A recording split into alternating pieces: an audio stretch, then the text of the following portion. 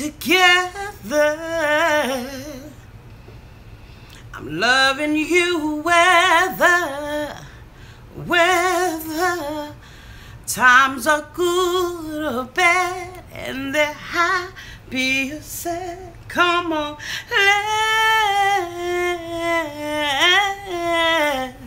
let's stay together. Woo! I'm loving you whether times are good or bad, be they happy or sad. Come on, good or bad, happy or sad. Yes,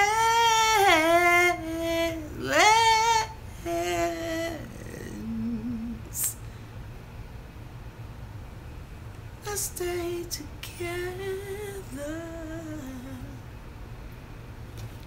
Hi y'all, this is Auntie. Let me stop playing with y'all. I am out here to do my review on 90 Day Fiance. If this is your first time being here, please like, comment, and subscribe to my channel. Also, remember to turn on those notifications so that you know when I am going live or when I've uploaded a video. To all my nieces and nephews who have been with me from the long haul, from the very beginning, Auntie so appreciates you all, and I'm hoping that we all continue in our loving family relationship. I am going to go ahead on and get into this review of 90 Day Fiance. I'm not going to hold you all up long, but you know Auntie has a few things that she would like to say about this episode. Okay, so let's go ahead on and get started. When we open up this fiasco thing called 90 Day Fiance, there's so much going on. I'm going to attempt this time to talk about one couple at a time because there's so much stuff that goes into 2 hours that sometimes it's a little hard and difficult to stay along with the story. So I'm going to go from one couple all the way to the end of that couple, and I guess what I'll do is probably save the most controversial ones to last. Okay, so let's go ahead and get started. The first couple that I'm going to talk about is Loren and ALEXI, or Alexis. Alexis brings his mom here, and with the hopes of his mom loving America and possibly wanting to stay here. Loren, the liar, the manipulative woman that she is, has just revealed to him last episode that Tourette's can indeed be inherited or passed down to a child through genetics. Duh. Like, duh. According to Loren and according to Loren's mom, this was something that they did not know. Or they did know, they just said it was a 50-50 chance. So what I guess the mom and the dad was looking at is that 50% guarantees them 100% that the baby is not going to have it. She has to disclose this information to ALEXI, who didn't take it well. And now ALEXI and his wife, Loren, have to disclose it to the mom who's coming in. We see them meet the mom at the airport and everything, and she's happy to be here. They have a good time. And what I've noticed about ALEXI, or Alex, I'm going to call him, is that when he is speaking his language, his authentic language, to his mom, that he is shining bright like a diamond, and that it really shows and reflects who he really is. I think that he's most handsome when he is speaking in his native tongue, and when he's speaking in English, you just can see that he's not happy. Loren has played a lot of games, and she's been very deceitful about the Tourette's that she has. And if she was okay with it, I don't think that she would have started from the very beginning with the lie that she told. Okay? So as far as she is concerned, and I am concerned, I have no respect for her, because a woman that has to lie about who she is and who she is not just won't get any kind of respect from me at the end of the day. So anyway, you know, we see them, you know, going through the process of what they have to say, and they finally come to the day, which is Judgment Day, when they have to tell the mom. Alex begins to tell his mom in his native tongue, because the mom does not speak English, that indeed this, Tourette's can be passed down. The mom gets visibly upset. She begins to cry, because any child that has anything that is wrong with them, I don't care if it's asthma like my daughter had or anything more serious, it is can be a stigma that people place on them and make fun of them or call them disabled and different things. So to bring a child in, number one, you're going to be dealing with medical costs that you wouldn't with a child who's absolutely healthy, and you're going to be dealing with the stigma of the disease, whatever that may be, the disease, the sickness, or the disability. And so I know even with my daughter, there would be certain times when the kids would go out on the playground and they would have field day and different activities, and she was not able to participate. Even a trip to the swimming pool will cause her to have an asthma attack. And so there's a stigma that comes along with that. And so I understand both Alex and his mom, Natalia, feeling some kind of way about it. It's not that they don't love Loren, but it's a shock of Zulu when you get it the first time. And so the mom responds, and Loren says, oh, well, it's too much. And she goes into the bathroom, and the mom comes and knocks on the door and tells her, open up the door, I said. And of course, Loren doesn't understand what the mom was saying, but even when the mom was knocking on the door, you open it up. You know that the mom is knocking. You hear her voice. Just be respectful. I know you got, your stuff, Loren, and that you're dealing with this Tourette's syndrome, and that the mom is crying because of you. And you say that over and over, because although you have lied and been dishonest about things, you still want everyone to have a sympathetic ear to your cause. Okay. So we have a sympathetic ear to your cause. But at this point, you need to woman up, and you're going to have to be a woman about what it is that you could possibly pass on to your children. And you have to understand that you're not going to get a positive reaction, because that's a shock in the beginning. So I didn't see where the mom was in error. They later on go back into the living room. He calms her down, and they go back into the living room, and they have a civilized conversation about it, and they're a little calmer now. And so I just say, if you have a disease or a disability, do full disclosure when you're marrying somebody. Let them know all the ins and the outs about what it is that you may be carrying that could genetically be passed down to your child. Let that person make a decision about whether or not they want to risk that in having children with you. I think that when you lie about it, you take away the power of that other person to make a decision, a lifelong decision about, number one, having a baby with you, bringing a seed into this world, and so on and so forth. So just full disclosure about everything.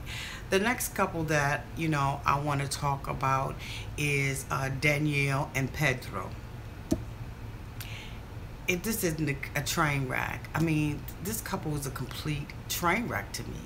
We see her coming back the next day from her bridal shower. Why she has to have a billion bridal showers and weddings, I don't know. I don't understand it. I don't know. Give me a break. So she comes back, and Pedro says something to her about, why did the bridal shower have to last all night and then into the next day. I think that a lot of times she does things to get Pedro's attention and to try to see if he's going to be jealous about something. There's a lot of immaturity that is there with Danielle, even from the fact that she kept the information from her mom. But it seems like she just wants to get attention from him. And he's moved on. He has friends, allegedly. According to her, he has friends. And he's doing something with his life. And I just think that she just wants to get that special attention from him. And so she does things to kind of pluck him up. And so, they have that conversation. They go out to a store because she says, okay, I'm getting married in the Dominican Republic, where you're from, and I want a ring. And so they go into a ring shop, and she starts looking at wedding rings. Number one, I don't understand Danielle. If you all are living in a studio apartment, he just got a green card and he's working. I don't know what kind of job you have that is sustaining you, but evidently it's not a lot if you only have a studio apartment. But I digress. So why would you take him into a full-fledged jewelry store? What you could have done is compromise, and you could have went to a pawn shop. Now, I know a pawn shop isn't for everybody, but if you know that you're a struggling couple and you really want to be fair about the finances and really get on your feet, sometimes you have to make a sacrifice. I've seen couples who just do a plain band, and there's nothing wrong with that. Be creative in spending money and budgeting money. You have to get a little to get a lot, and you got to give a lot to get a little. And it's just, to me, it wasn't a wise decision to take him into a jeweler and look at a ring that was $8,500. Boo, come on, you just upgraded your weaves. So I don't understand why you would do something like that. You know, your husband just got his green card and he's trying to get on his feet. Why would you put him in debt like that? It's just not a lot of wisdom being used. And then, so, you know, the ring is $85, and the jeweler takes out another ring and says, well, what about this one? And, you know, that one is slightly lower. And then, you know, that one is beautiful too, solitaire, you know, emerald cut diamond. Girl, I was getting ready. I'm trying to keep this clean. Girl, stop playing. You need to be buying chips. If you want something authentic, because she says that the ring that she had on that Pedro gave her wasn't a real ring, it was fake, then why did you get married? And why did you accept the fake ring? You should have made your standards known then. If you had a particular standard that you wanted to live by, you should have did that then. But anyway, if we go on, so she gets to this ring, and this ring is like $4,000. She tells Pedro, I want it, but the decision is yours. You have him on national television, you're taping, you're in front of the jeweler, and you're making a big deal out of it. You put him on the spot by telling him that he has PlayStations and everything that's $2,000. His gaming system is $2,000. Cost him $2,000. He plays games with his friends and stuff like that. And so the least he could do is buy you a $4,000 ring.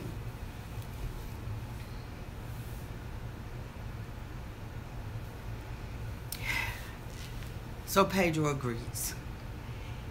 He doesn't have the money right there, so he asks them about financing. They say sure. He gets the paperwork. He fills out the paperwork, and of course, he is denied because he's never had any credit in the United States. He's coming from the Dominican Republic, so why would he, Dominican Republic, I'm sorry. So why would he have credit here in the United States? He has to slowly build that up, but he can't build that up buying a $4,000 ring from a jeweler. That's not a necessity. It's not a card that's going to help him to really put credit on the map for himself. They really need some credit counseling classes and some finance classes, because one of the things that breaks marriages up is finances. And if they don't stop and pump their brake right now, they're going to be going into a lifelong relationship with that. And that's one of the things that you absolutely don't want. So anyway, he gets denied the credit, and because she's so desperate and can't wait and won't compromise and go to a pawn shop or maybe go to a jeweler that's less expensive, she decides to put the ring in her name. She fills out the credit paperwork, and she's approved. And then she turns around to Pedro and says, Pedro, I feel like I'm buying my own ring. Yeah, that's what you're doing. You're buying your own ring. You brought your own husband. You was footing him and financing him when he came over on the K-1 visa. You know what I'm saying? So, really, Danielle, you've already been footing everything. The thing about it is, if you want a man and you want this man to be capped for any amount of time, don't complain. Don't try to put the pressure now all of a sudden on him and try to complain and act like, you know, you knew what it is. No, he don't know what it was. And then you complain. That's the thing about it. You want this person to be a total partner with you. You want them to go 50-50 with you on everything, okay? But then you don't want them to get the green card, because you feel like if they get the green card, that's the only reason why they came here. This is just dumb as hell. And I just, you know, I can't. Better them than me. That's all I can say. So anyway, they get back to the apartment, and we see Pedro having a conversation with his mom and his sister about the wedding. And at that time, they're talking and everything, and she says, "Hi, mother-in-law," and the mother-in-law and the sister laugh because the mother-in-law didn't expect to be called that. And so, it goes on further on. Pedro tells his mom that her family has agreed to come to the wedding and that they'll be there for a week. And so the mom is like, "Excellent, marvelous," or, whatever she says. And so, they're happy. Then he goes into dialogue and he asks his mom, "Mom, do you need anything?" So the mother goes into a laundry list. The mom didn't say, "Pedro, I need this." "Pedro, can you buy me this?" Pedro said, "Mommy, what do you need?" See, over here, you don't have to deal with the importation taxes and all of that kind of stuff. So it's some things are cheaper here. The mom says she needs a dress. She needs hair care products. The mom says, "I need an iron for my hair." Like the iron, the kind that Danielle got. The mom has needs that she wants the son to fulfill. The thing about it is, the son asked the mom, "Daniel, this is the kind of stuff that you should have checked out before." 9 times out of 10, when men come back from foreign countries, including Alexis,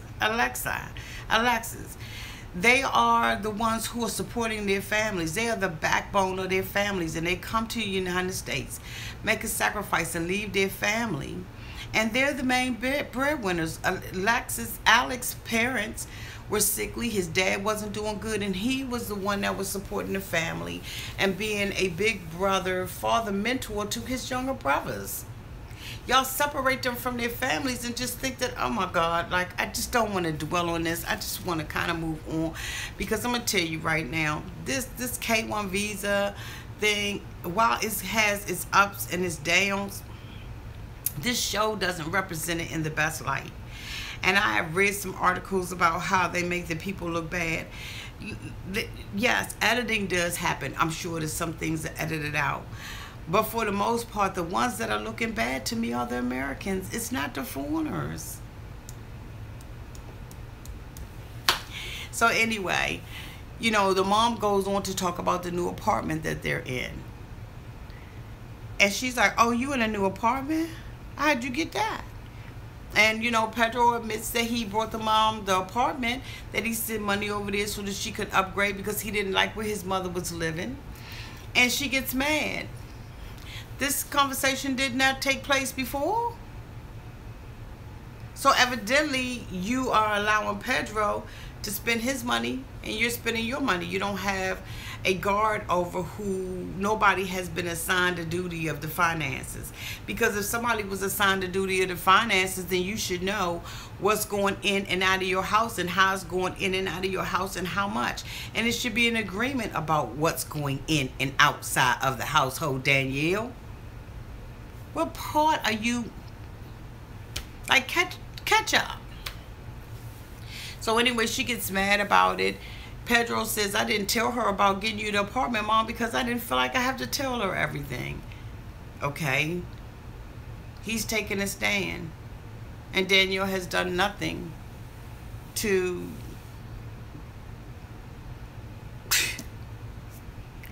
Let me move on. Next couple I want to talk about is Paola and Russ. Okay. Now, out of all the couples, okay, that we have, Paola and Sam, to me, seem the most fraudulent of relationships. Paola really, to me, came over here to get her green card. Her friend Juan says so much. I mean, really, he kind of says it to her. She needed a green card. She wanted to come here. She found somebody that was hot, and he was making oil money. He had a good job. And she came over. She didn't know that she was coming to Oklahoma. She didn't know what kind of place Oklahoma City was. She feels like, she's living a fake life because, he was happy. She makes the allegation and says that he was happy and celebrating and bragging because he had changed her when they were in Oklahoma City. And now that she's in Miami, he doesn't like her anymore. See, the thing about it is, you know, he wants this sexy enchilada. He wants this hot tamale. And that's what you got. But with that comes a price. She's not hot for no reason. If you're hot like that, then you're high maintenance. It takes a lot to be hot. An enchilada. It takes a lot of gym and all of that kind of stuff. And what you see is not always what you get. It comes with a little bit more. It takes more to maintain a hot enchilada, hot tamale lifestyle, Russ. You thought that you was going to get her and she was going to be walking around in tumbleweeds and, you know, feeding the cows and the horses out in Oklahoma City. And that's not the woman that you met in Colombia, and that's not the woman that you have here. I'm sorry. Yes, do I think that Paola came here to just get a green card from him? I'm afraid I do. Out of all the couples, this is the couple that I believe absolutely came over to get a green card. I believe that she had ambitions on being a model. She saw pictures in magazines and she imagined herself doing it. She's dyed her hair. She's done everything that they've asked her to do to conform in order to get jobs. And what she wasn't banking on was that her husband was going to lose his job. She wasn't banking on him not being the type of guy that could compromise with her. She wasn't banking on him being the kind of guy that would just let her roam free and not come out and look for her. Because I really do believe that she thought that he would stay in Oklahoma while she lived her single life in Miami. And then she allows her friend Juan to come and be disrespectful to him. To say all kinds of stuff around, you know, behind his back and in his face. She understands in a conversation that Russ understood when Juan was making conversations about how long he had been unemployed. And as far as I'm concerned, even if you have a confidant and a friend that you're talking to, they should never feel like they're comfortable enough to say what you talk about in private, in public to your spouse. I think that he's absolutely disrespectful. He made an apology to Russ for Paola just to, you know, shut him up and make things better, because he's going back to Colombia and, you know, allegedly he's apologizing. But even when he hugs Ross, he's making faces at Paola like he can't stand her husband. But then yet and still, you know, he talks down to her husband, but he has himself a mate that comes with him everywhere he goes. And you can see that he just sits there like a rock, just like him. And so, you know, this Juan guy is very aggressive and she's very aggressive. And it's unfortunate because this marriage, to me, it's not going to last. I think that there's too many differences between the two of them. And I think that Russ is trying his hardest to get to Miami, but only to Miami to change his wife. He's pathetically jealous of how she looks. He's pathetically jealous of her body and how she uses it. And most men are. Most husbands don't want their wives to look a certain way. But this is my thing. If you met me naked, I'm going to leave you naked. And it just is what it is. If you meet a woman, you can't change a woman. You can't make grown people change. The only thing that you can do is influence them to do better. Influence them to grow up. But you can't change them. You absolutely cannot change them. So the next couple we see is Danielle and Mohamed. Sad. She's one sad, ugly, low down, trifling, ragamuffin ass.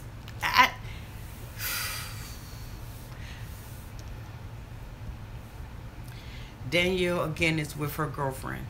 Her girlfriend just as butchy and hard as she can be. And they, you know, decide that, you know, we want to get this annulment. I got to build my case against Mohamed. They go back to this same lawyer who looked just as trashy as they do. And she sits there and tells her, you know, you got to build the case. It's going to be hard to prove fraud.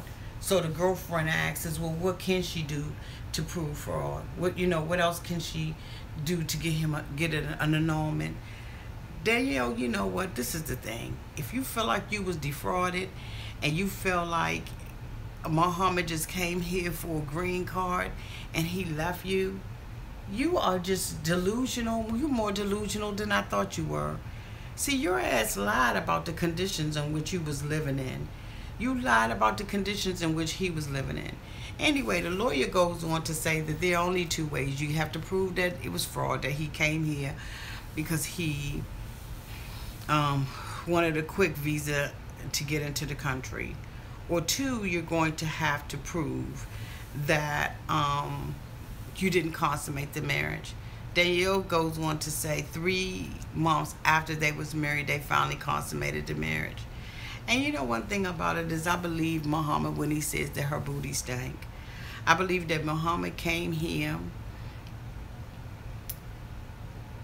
and he was deceived. I think if anybody was defrauded, it was Mohamed. Now, don't get it twisted. I do believe that Mohamed wanted a quick pass here. I think that he thought marrying somebody, falling in love, and living the American dream was the way. But then when he got here and realized that Danielle wasn't nothing, that her pussy stinked and everything else, you know, he just was like, okay, I got to roll out. I got to be out of here. So it's two sides to every story, because we see Mohamed going on the computer and showing that, you know, Danielle has committed credit card fraud. Mohamed talks to a young lady at the restaurant that he met. This young lady alleges that she met Mohamed when she was selling her sofa, and he came to the house. She's from Russia, and she says she's been here since middle school. She looks like she's probably in her early 20s, if that. And so she tells Mohamed, you know, basically anything that you do, if you spit on the sidewalk, you can be deported. You can risk being deported. We see Mohamed looking at the television where Trump had made, when our President Trump had made the decision to close the borders and to start deporting people. And Mohamed's sitting there and he's looking at it on television. He's really upset and he's bothered by what he is seeing. And rightfully so. In this country, you know, there is a big divide amongst Americans. Some who believe that people should have a right to be here, whether they're documented or undocumented. And then there's another group that believes that people should be documented to be here, and that they should only be here during the time period that they say they're going to be here, and after that they need to go back. They also believe that criminals, a lot of people who come over are criminals and terrorists.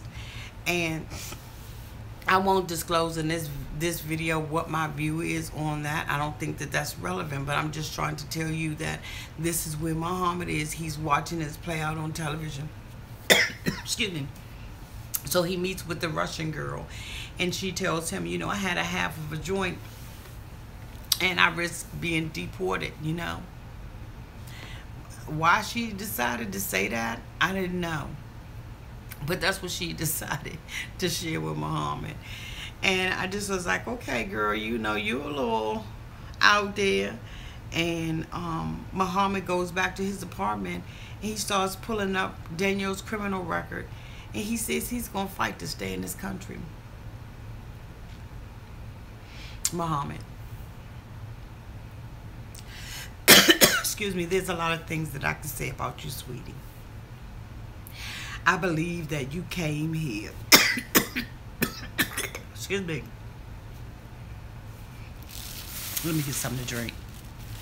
Excuse me, y'all.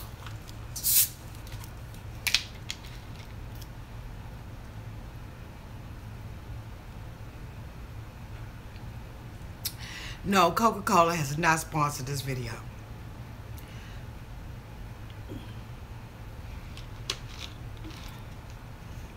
Thank you for that break. Excuse me.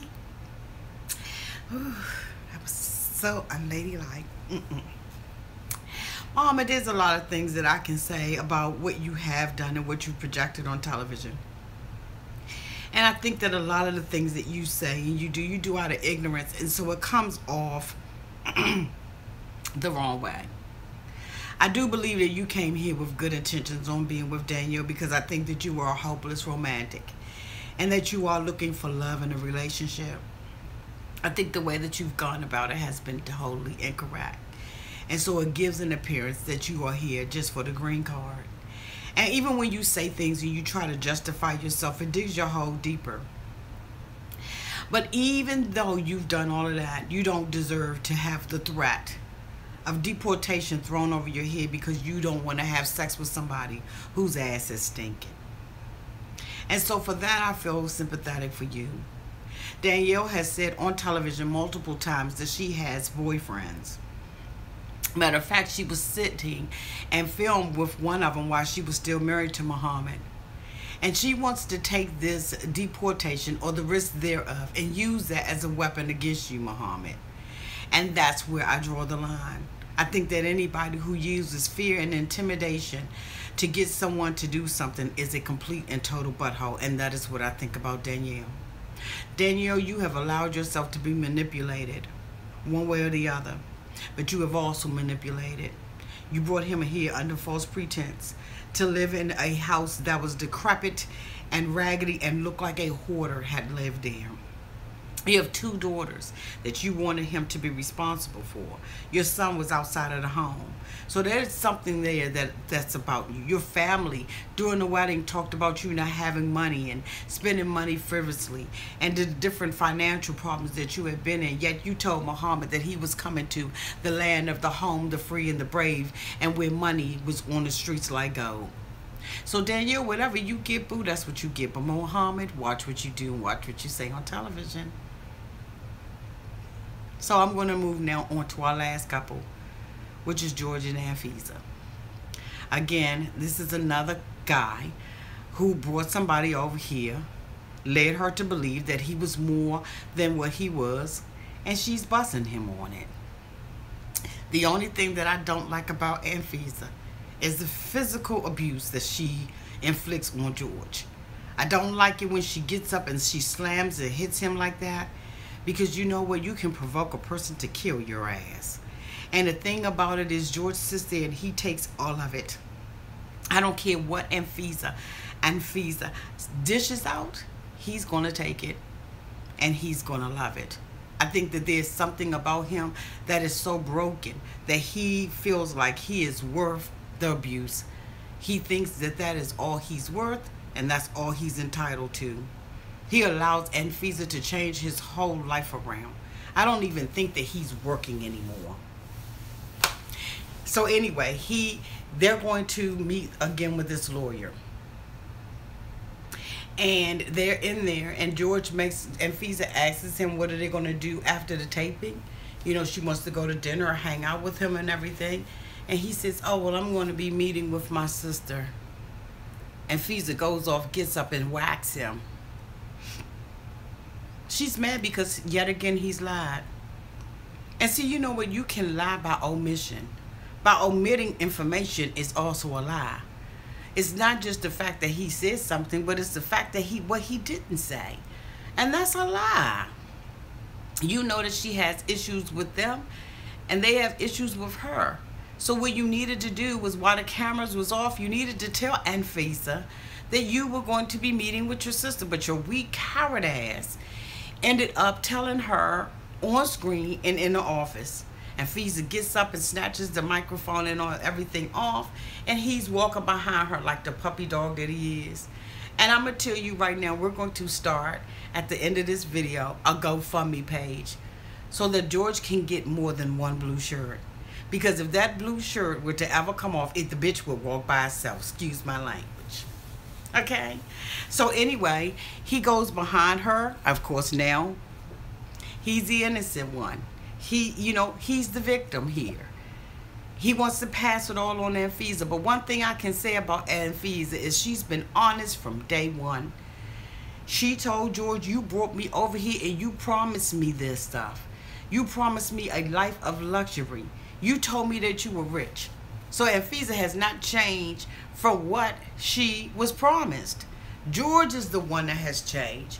George is the one that has said that she has found out is not rich, but a poor, broke bastard. That he couldn't even get them a place. He had to use somebody else's credit to even get them an apartment. He brought a sports car that we don't even see anymore to try to impress her at the airport. And it was so small that she couldn't even get her luggage in it.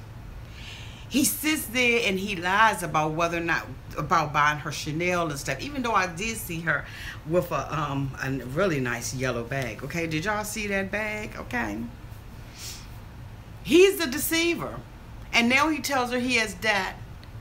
Now she has her green card, she can roll out, and that's what I advise you to do, Anfisa. Roll out, because you all are making each other miserable.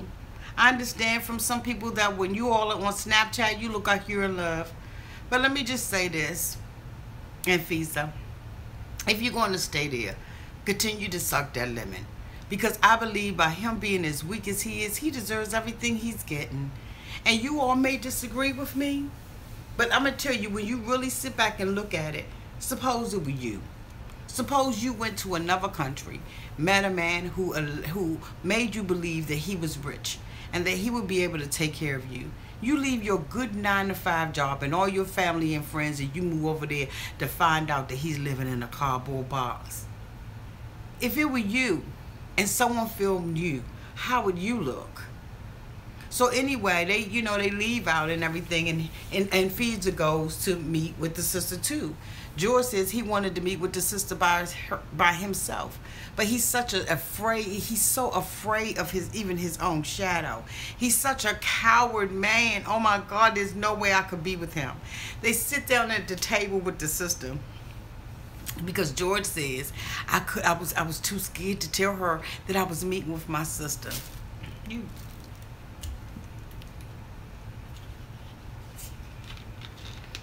Good thing this ain't stronger. He sits down, excuse me. He sits down and with the sister.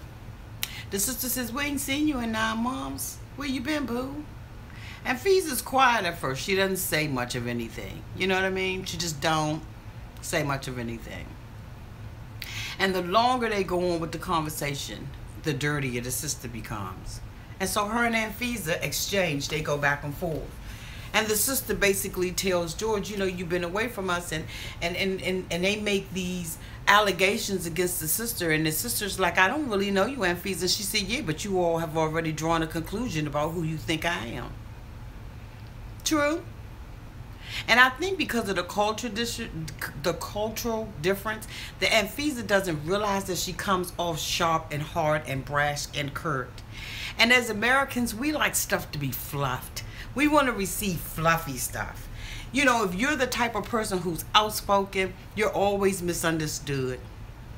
People always want to make you the bad guy when you're that type of person.